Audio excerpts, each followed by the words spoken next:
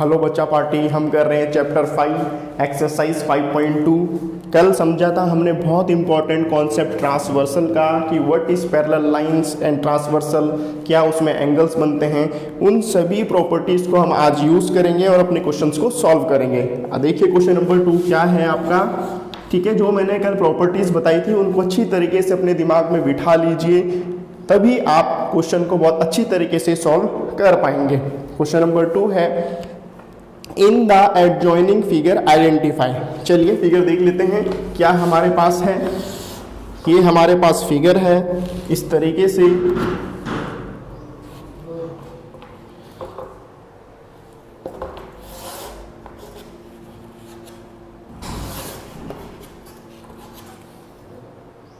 ये हमारे पास एंगल्स बने हुए हैं इधर 1 2 3 4 5 6 7 8 5 6 7 8। ये है C, ये है आपके पास A, ये है आपके पास B। ठीक है, इसी तरीके से है 1 2 3 4 5 6 7 8। कहा जा रहा है in the adjoining figure identify. ठीक है, आप देख सकते हैं A is parallel to B, जिसको हम डिनोट करते हैं इस तरीके से A पैरेलल टू B। कल मैंने बताया था जो पैरेलल लाइंस होती हैं उसे हम इस तरीके से डिनोट करते हैं A parallel to B and C is transversal. C is transversal. C क्या है आपकी? ट्रांसवर्सल है। It means all the properties जो हमने कल पढ़ी थी वो हम इसमें अप्लाई कर सकते हैं। तो हमारा क्वेश्चन में पूछा जा रहा है कि the pairs of corresponding angles, बताइए इनमें से कौन से पेयर्स हैं जो कॉरेस्पॉन्डिंग एंगल होंगे। मैंने आपको बताया था कॉरेस्पॉन्डिंग में हम या तो राइट में चेक करते हैं या लेफ्ट में चेक करते हैं। ठीक है, अगर हम राइट में चेक करेंगे तो if I am taking angle 1, मैंने एंगल 1 लिया तो 2 छोड़ूंगा एंड देन एंगल 5। तो कौन से पेयर होंगे कॉरेस्पॉन्डिंग एंगल के? फर्स्ट है इसका angle 1 and angle 5, angle 1 and angle 5। ठीक है, इसी तरीके से आपने एंगल 2 लिया, ठीक है, और एंगल 5 आप छोड़ेंगे। कॉरेस्पॉन्डिंग में सेम साइड में एक एंगल छोड़ना पड़ता है, तो बीच का एंगल आपने छोड़ा तो एंगल 2 एंड एंगल 6। कौन सा हुआ? Angle 2 and angle 6। इस क्वेश्चन के थ्रू आपकी जो प्रॉपर्टीज है दोबारा रिकॉल हो रही है, तो अच्छी तरीके से समझिए और सुनिए। ठीक है, अब बात करते हैं लेफ्ट साइड में। ये एंगल 4 है, एंगल 3 छोड़ दिया, एंगल 8, एंगल 4 एंड एंगल 8। ठीक है, इसी तरीके से एंगल 3 लिया, एंगल 8 छोड़ेंगे, एंगल 7, एंगल 3 एंड एंगल 7। ये आपके कॉरेस्पॉन्डिंग एंगल्स हैं और इनकी प्रॉपर्टी होती है कि दीज आर इक्वल, ये इक्वल होते हैं। ठीक है, अब सेकंड चेक करते हैं। सेकंड क्या है? The pair of alternate interior angles. Pair of alternate interior angles कौन कौन से होंगे? अल्टरनेट का मतलब मैंने बताया था एक एंगल छोड़ना है। इंटीरियर मीन्स 2 लाइंस के अंदर वाले एंगल्स को ही हम लेंगे। एंगल 3 मैंने लिया, ठीक है, एक एंगल छोड़ दो, चाहे यहाँ छोड़ो चाहे यहाँ छोड़ो। सपोज एंगल 8 छोड़ दिया तो इसके बाद वाला कौन सा है? एंगल 5। तो इसे कहा जाता है alternate interior angle. Angle 3 and angle 5, angle 2 and angle 8, angle 2 and angle 8। ठीक है, इसे कहा जाता है अल्टरनेट इंटीरियर एंगल। इंटीरियर में एक एंगल छोड़ के हमारे जो पेयर बनते हैं वो अल्टरनेट इंटीरियर एंगल्स होते हैं और ये भी हमारे इक्वल होते हैं। फिर है आपके पास the pairs of interior angles on the same side of transversal. कौन से हैं इंटीरियर में? तो लाइन के अंदर सेम साइड मतलब या तो राइट में होनी चाहिए या लेफ्ट में होनी चाहिए। तो राइट में लेंगे इंटीरियर में, तो एंगल 2 एंड एंगल 5। ठीक है, एंगल 3 एंड एंगल 8। इसकी प्रॉपर्टी क्या होती है? इसकी प्रॉपर्टी होती है कि ये क्या होते हैं? सप्लीमेंट्री होते हैं। Interior on the same side of transversal angles जो है वो सप्लीमेंट्री होते हैं, यानी कि angle 3 plus angle 8 will be 180 degree, angle 2 and angle 5 will be 180 degree. ठीक है, फोर्थ है, फोर्थ देखो the vertically opposite angles. Vertically opposite angles वो एंगल्स होते हैं जो क्रॉस में वर्टेक्स में क्या होते हैं, अपोजिट होते हैं। जैसे कि एंगल 2 एंगल 4 क्रॉस बना रहा है, पहले भी मैंने बताया था, एक एंगल ऊपर तो एक एंगल यहाँ, इसे बोलते हैं वर्टिकली अपोजिट एंगल। तो कौन से होंगे, angle 4 and angle 2, angle 4 and angle 2, angle 3 and angle 1। यहां पर कौन से होंगे, एंगल 8 एंड एंगल 6 और एंगल 7 एंड एंगल 5। ठीक है, आपका क्वेश्चन सॉल्व हो चुका है, अच्छी तरीके से आपको समझ में आ गया होगा। चलिए क्वेश्चन नंबर 4 की तरफ चलते हैं। इसी तरीके से क्वेश्चन है, बड़े मजेदार हैं, इंटरेस्टिंग है। थोड़ा सा आप क्या लगाओ, ध्यान लगाओ, आपके सारे क्वेश्चंस मिनटों में सॉल्व हो जाएंगे। ठीक है बेटा, बहुत अच्छे क्वेश्चन है, बहुत बेहतरीन क्वेश्चन है, ध्यान से समझो कॉन्सेप्ट को, क्या कॉन्सेप्ट है आपके पास। चलिए क्वेश्चन नंबर 4 देखिए, find the value of x in each of the following figures if L parallel to M। चलिए फिगर देख लेते हैं। 4 का फर्स्ट है T L M 110 डिग्री। कहा जा रहा है क्वेश्चन में, अगर L पैरेलल टू M है तो आपके पास ये जो x है कितना होगा, बताइए कौन सा होगा, कितना होगा, क्या होगा। अगर L पैरेलल है M के, L पैरेलल है M के, तो हमारा एंगल x कितना होगा, बताइए कौन सी प्रॉपर्टी हम इसमें लगा सकते हैं। डायरेक्ट कोई प्रॉपर्टी तो नहीं लगेगी, लेकिन हम एक प्रॉपर्टी इस तरीके से लगा सकते हैं कि अगर मैं, ये है हमारे पास 110, मैं ये वाला एंगल निकाल दूं, ठीक है, तो मैं ये वाला एंगल निकाल सकता हूं। ठीक है, क्यों, क्योंकि ये है आपका लीनियर पेयर एंगल। ठीक है, किस तरीके से, और भी तरीके हैं जिससे हम निकाल सकते हैं। कैसे, अगर मैं ये वाला एंगल निकाल दूं, सपोज ये निकाल दूं, इसे ले लो आप एंगल y। ठीक है, तो ये दोनों कौन से होंगे, वर्टिकली अपोजिट एंगल। तो हम लिखेंगे एंगल, इसे 1 दे दो नाम, angle 1, angle 1 equals to angle y।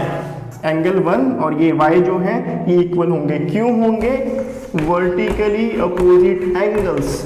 Vertically opposite angles हैं, अभी थोड़ी देर पहले बताया था कि वर्टेक्स में जो क्रॉस में एंगल्स बनते हैं वो वर्टिकली अपोजिट एंगल होते हैं। वर्टिकली मींस ये वर्टेक्स है, तो वर्टिकली अपोजिट मतलब आमने सामने एंगल्स जो बन रहे हैं और ये इक्वल होते हैं। Angle 1 equal to angle y, तो हमारे पास एंगल y कितना आ जाएगा, 110 डिग्री। क्यों, क्योंकि एंगल 1 है हमारे पास कितना, 110 डिग्री। अब इसमें कौन सी प्रॉपर्टी लग सकती है y और x में, same side of transversal, angle on the same side of transversal, interior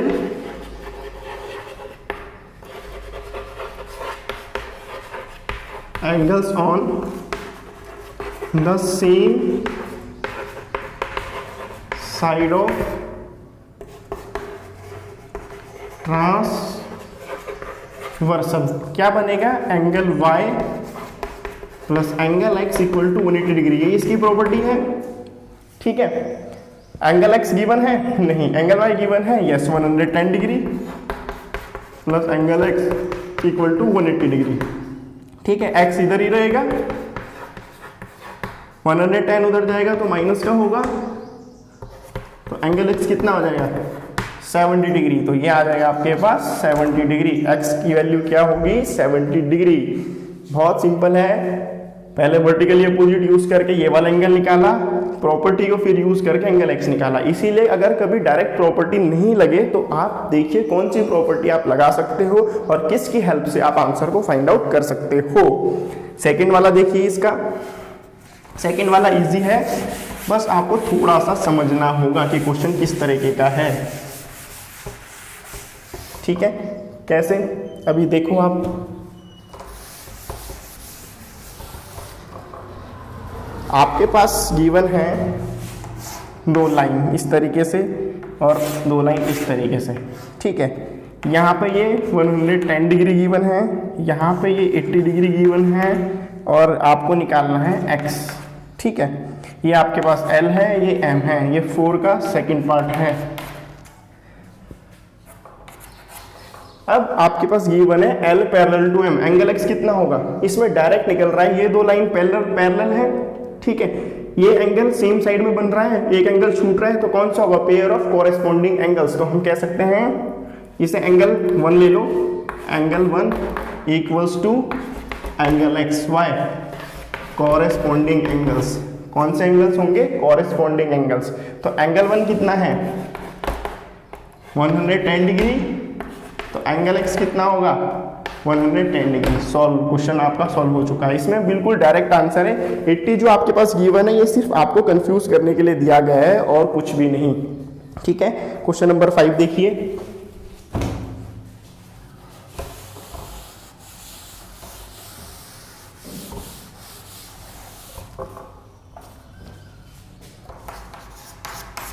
question number 5 given है आपके पास, इन द गिवन फिगर आपका कुछ इस तरीके से है।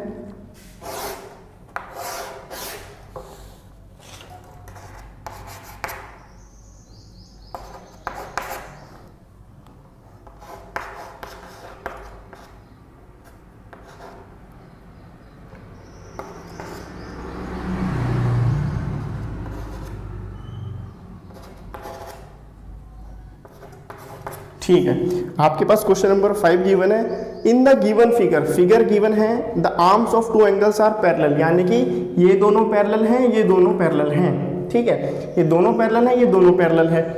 आगे कहा जा रहा है इफ एंगल ABC 70 डिग्री, एंगल ABC ये 70 डिग्री है, देन फाइंड एंगल DGC।